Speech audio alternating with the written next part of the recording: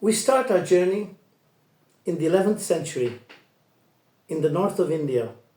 Al-Biruni, the vizier of Mahmud of Ghaznavi, the Turkish invaders who invaded India again and again and again, robbing and stealing the treasures of India. At that time, the 10th, 11th century, India had been the center of the world, probably for 10,000 years, since the times of Ramayana. The traders from the south, west, and eastern parts of India had expanded trading routes all over. In the Battle of 10 Kings, Dasrajna, we know that the Indo-Europeans had a war amongst themselves because of the drought, because of the end of the Indus Valley, because of many, many reasons, the drying of the Saraswati, the expanding population of the eastern part of India, where the monsoons had not collapsed. And these Indo-Europeans were expelled from India. They left, they migrated. Some of them became Europeans, some became Persians, Parthians, Greeks. For thousands of years, people have been exiting India as migrants, as traders. But also, India has been invaded. And India suffered 1,000 years of invasions. Even before the Turkic invasions, Alexander the Great invaded India. And in one of these moments, Mahmud of Ghaznavi, and in his empire, he was getting rich by invading India. And his vizier said, "Master, don't do it. They have a very, very great treasure." And Mahmud said, "We know about it. That's why we are invading them." I said, No. You can't steal that kind of treasure. If you're nice and kind to them, they will share it with you, but you can't steal it." He didn't listen, and he kept on invading India. And there is no more Ghaznavis. Their empire is gone, and India is still there. 1.5 billion people expanding over the globe. The heart of BRICS, the heart of soft power, the solution to the future, the era of knowledge. The Ghaznavis had no idea because for them treasures were gold and silver. But the greatest treasure of all is knowledge, and even more important than knowledge, behavior. How you behave. India has no history of massacring, invading other people. After Ashoka, they realized the best way is not to have enemies, but to have trading partners. The rest of the world have not understood that. They're at war. And the basis of European culture was the King of Holland. He said, "We do commerce to prepare for war, and we make war to dominate commerce." And because of that, they're at war. They're always at war. Commerce is doing business together for our future, for the future generations, so that I help you, you help me. We grow together, we expand together. The blue ocean, not the Red Seas. The Red Seas, the Caspian Sea, the Black Sea, the Northern Sea, the Baltic Sea, the Mediterranean Sea, it's blood, Red Seas. They kill each other. They've been killing each other for thousands of years. It started with Troy, 20 years of the Battle of Troy, the Eastern Mediterranean, the Viking invasions non-stop, the black pirate ships invading Americas. The real story that no one tells anybody is of 2,500 years, 3,000 years of non-stop war and massacres in Europe, spreading all over the world. And no one tells anyone of the 3,000, 4,000, 5,000 years of trading culture, civilization that the Indians took to East Africa, to Southeast Asia, and to Polynesia, everywhere. Knowledge, but knowledge itself is very dangerous. Behavior, your conduct, your values. If you belong to an invading culture, you destroy, you rob, you steal, and you justify it by saying, for my God, it's okay, they're not Christians, we can kill them. There is no justification for violence, for stealing and raping and killing. What you do comes back to you. Life is like a wall. You kick a ball, it comes back to you. You pass the ball, it will come nicely to you. You kick the ball in a wild way, it hits you in the face.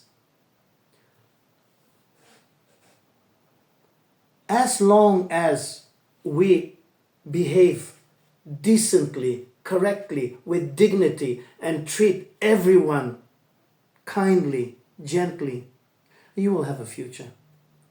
Because this is very rare. After the end of the Turkish invasions, the Europeans came. In the beginning, can you lend us money? We want to buy your products. So the Indian trading guilds, the trading houses, lent them money. And then after 100 years, they came with ships full of cannons saying, we can't pay you, but you have to pay us because we have the guns. And so during 20 years, they destroyed the south of India to the east of India, robbing and stealing. And they tried to justify it, saying that the Indians are uncivilized. They erased all the glory, the true history of India, and taught everyone a fake history of racism, of casteism. And the Indians, over 100 years, had no idea of their real history, their real culture. It's called erasing your memory. Be careful. Propaganda and marketing, ideology. It's very difficult. When there's nothing in front of you, you're blind. So what each person has to do is investigate with intelligence. So the first thing that I'm going to share with everyone is knowledge is nothing without behavior. Nice, kind, and gentle. You have to treat people with dignity, with respect. It doesn't matter if they're rich or poor, black or white. They're humans, and they must be treated with humanity. And in the same way, we have to treat animals and nature. The oceans and the rivers, our planet. It's our home, our family. What happened? The European culture of war, invasion, killing, justifying all of this by saying that our God likes it when you kill people who are not Christians. Oh, they become Christians, but then they're not Europeans. Oh, they're living in Europe, but they're not white, they're black. In fact, there are no white people. White is the color of cement. You have people who are of fair complexion and a little bit darker complexion. Depends on how much sun you have accessed in the last centuries of your family history. No white people. Most of the people are of various complexions, a little bit fair, a bit darker, depending on where you are. So all of this is incorrect. There is no God that likes people getting killed. There is no God that gives you a superior right to invade, kill, rob, and steal other people. This has nothing to do with religion. This is fake ideology. This is political indoctrination. A new world is being born. The consequence of all this we can see today. The Middle East, Europe at war. They've been at war for centuries and centuries and centuries because all of them think that they're right. A sign of stupidity is when you think that everything that you believe in is right and that everything people believe in is wrong. A sign of intelligence is when you question and observe and see what people are doing very different from what they're saying. Behavior is how you separate what is good and what is bad. Not what the people are saying because our religion, because ideology, because our political party. So, knowledge and behavior. The two legs that take you on the track to the future. Why is behavior so important? It's called customer friendly. It's called customization. The other person, whether he's Indian or African or whatever, is your client, could be your client, is your passport to the future, is your dollar to the $1 million that you're going to make. Learn about him. Study his culture, his background. Understand his problems. So you can help him. So you can supply him with something that he can't access. The others are very, very important. And the only way that we can give importance to others is when we eliminate bias, blind spots. When we eliminate our cultural superiority complex. So, the message to everyone who's welcome to our channel is that you have to eliminate biases and blind spots and egocentrism and I'm the best, I want to be the greatest. It's going to be very difficult because of the 8 billion people in the world, 6 billion or more are very simple people. They're not people of empires, wealth and power, warmongering. They're simple people. But they need help. And if you can help them, your future is guaranteed. Knowledge. Why is knowledge so important? Because the basis of knowledge is intelligence and investigation. It's not ideology. It's not fake history. Those are narratives. Because Alexander conquered the world, because Julius Caesar conquered the world. Alexander died at 30, Julius Caesar died at 40. Napoleon the Great was not so great. So these are narratives, false narratives. The truth is there for everyone who does a little bit of research. Investigation. Find out the truth. Because the truth is what's going to save everybody from deception, from ignorance. Intelligence. Wow! What is intelligence?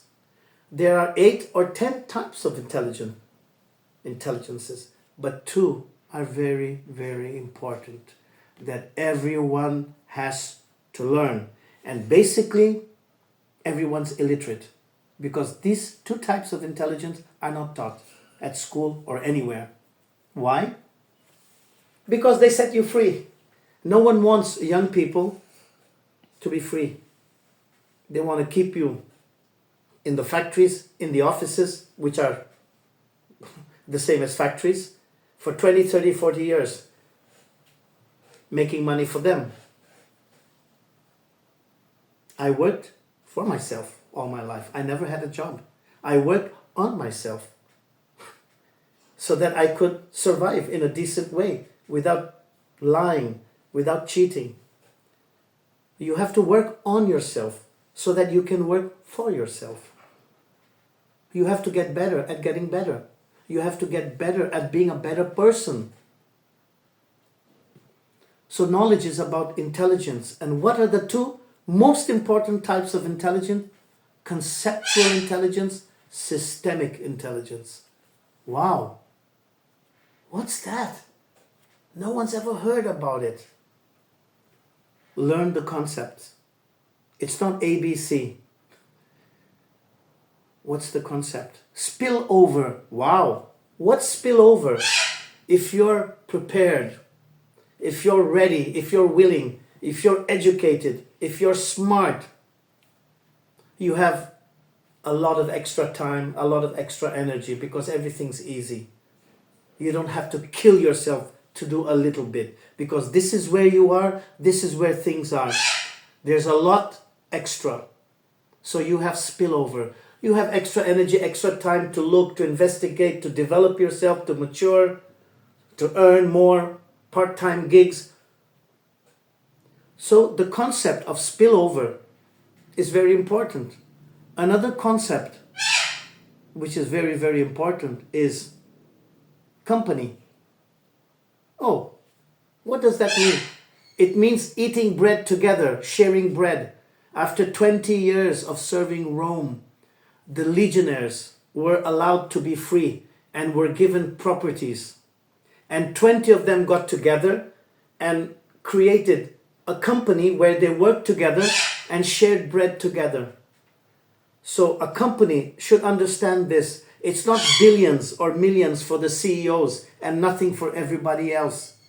You have to share. And not only share the profits, share the opportunities, share the learning. A company is not where people just work. It should be a place where people learn, where they get professional expertise. The obligation of any company is educating, enlightening the people inside, not just using them as orange juice. Concepts. It's very important to get smart by understanding concepts. For example, learning. Oh, learning. People use learning as a word, but they don't understand what it means. It's about getting better and getting smarter. Learning is not about learning. It's not about when was Napoleon born, when did he die, when was the Second World War. That's not learning. That's filling your brain with information. Learning is how to get better, how to get smarter, and how to see things before they happen. You have to learn to earn. If you're interested in earning, which is very, very important because we have to pay our bills, then you have to learn. Learn how to get better as a person, learn how to get smarter, learn how to learn. It's called didactics, sketchnoting, road mapping, putting things on paper, matrix, designing ideas, mind mapping. Learning is very, very important because it's difficult getting better and smarter without learning. Another concept, growing. It doesn't mean you're just growing and there's a limit. Growing is expanding your horizons. How deep can you go? How far can you see? How long can you stand? How much can you take before you break down and melt up and start kicking the bucket?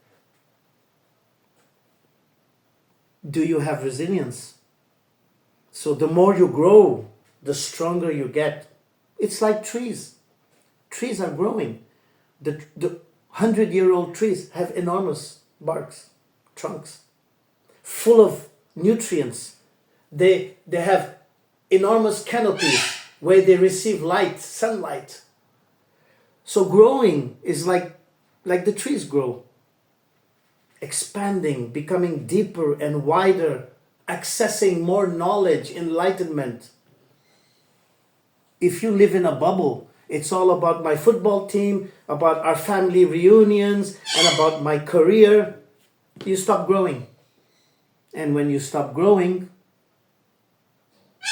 you start dying.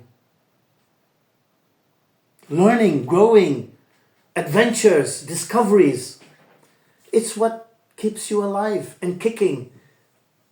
It keeps your hormones in order. It keeps your cells growing. At 68, I'm still alive. I'm fully alive. There is a concept called creativity killer, empathy killer, humanity killer. When you go to schools, especially in the West, where you have bullies, your creativity is killed because all the time you're afraid, you're in panic. Everyone's humiliating everyone. People become mean. They lose their kindness. They lose the way they admire life, admire the world. They stop looking around. They walk in fear. And it kills their creativity. It kills their humanity. They become cold. And then, when you open your eyes, and you're in London, you're in New York, where I spent decades, they're all dead. The walking dead. Nobody smiles. Nobody's nice. Nobody's kind. Today, they can't even have children. There's no life inside them anymore. They have to go all around the world to adopt children, where people are poor and simple, but they're nice, they're kind, they're gentle. So, intelligence is based on concepts and systems. What are systems? So we will talk about the political system. What is the political system? It's inherited from Rome. You have the Congress of the people, the Senate of the elite, and the guy at the top who basically is the boss. But he has to keep the people happy and the Senate happy. So we have the games, the Colosseum. We kill people to entertain our people so that the Congress can vote for us. We share the spoils of war so the Senate is happy. So the political system is a pyramid where the people at the top are taking everything they can from everybody else at the bottom who's working, studying, trying to do business, trying to become an entrepreneur, and they're sucking everything. And then all this money is spent not on you, on the next election, so they can stay in power. Because politics is all about staying in power. The one thing that Marx got right was that once you're in power, you never give it away, you never share it. You'll do everything in your power to stay in power, to keep power for yourselves. So it's not about left or right or ideology, it's about power. And one side versus the other side, they spend all their money in the culture of political intrigue, political games, so that they have power. And when they have power, they use the power for paying their own people who have supported them, for promoting the people who vote for them, keeping their group happy, and staying in power. So the political systems of the world that everyone has inherited from Rome are basically one of the main problems why things are not happening. All the money is going into political propaganda, the next elections, and there's so much hate, so they spend a lot of time on the media hating each other. So the concept is there, but the system remains. When one government is substituted by another government, it's still the system of the pyramid where everyone is paying the people who are there. It doesn't matter whether they're communists or capitalists. A few people are billionaires. The governments have all the money. And then when you have a new government, they kick out everybody and bring new people in, and the country goes back 10 years. I've been living in Brazil for the last 40 years. It's much, much worse today than it was 40 years ago. It's all politics, polarization. Argentina's the same. United States is the same. Europe is the same. Everyone hates everyone. It's a terrible, terrible, terrible situation. It's all politics. Fake news. Whatever they put on YouTube, it's fake. It's political propaganda. There's no more truth, no more investigation. And no one understands what's happening. And to keep everyone busy, it's sports betting, it's football, the next Olympic Games, the World Cup. And people are just blitzed. They have no idea of how the system is manipulating them. And they spend 20, 30, 40 years wasting their lives. And I decided to open this channel so that I can alert people and help people to wake up and take care of themselves. Because the new world order is a digital world. Okay? You can be free of government. You can be free. You can share Zoom. You can use YouTube to educate yourself. There is no need to be a victim anymore. You have to take out the chip of being a victim and obeying and listening to all the lies and believing in everything and everybody. It's a sign of stupidity, believing in everyone and everybody and everything. A sign of intelligence is questioning everything and everybody, watching and observing, not believing. People say things, they do the opposite. So, we have talked about concepts, we have talked about systems, we have talked about the importance of intelligence with investigation, investigation with intelligence. What about school? Waste of time. That's why they say you have been schooled. You have been programmed for work. So that 9 to 5, you're okay with spending the whole of your day, the rest of your life, working for other people. Schools began in the United States in the 1920s, 1930s, when they killed everyone in the First World War, and they needed people for the new industrial revolution, the factories that were being born. They needed people. And so they convinced everyone to take the kids out of the families and put them in schools where they were schooled, so that they can become the blue-collar workers or the white-collar workers, where they shut up and work from 9 to 5 and get home exhausted after 2-3 hours and get up and work again. And for the first 50 years, people worked 6 days. The only day they had off was Sunday. And they didn't even have any benefits. And so people were really, really used and abused. And then a lot of them were shipped to war, the Second World War, and then to the Vietnam War, and so on. So the whole system of schooling is to keep everyone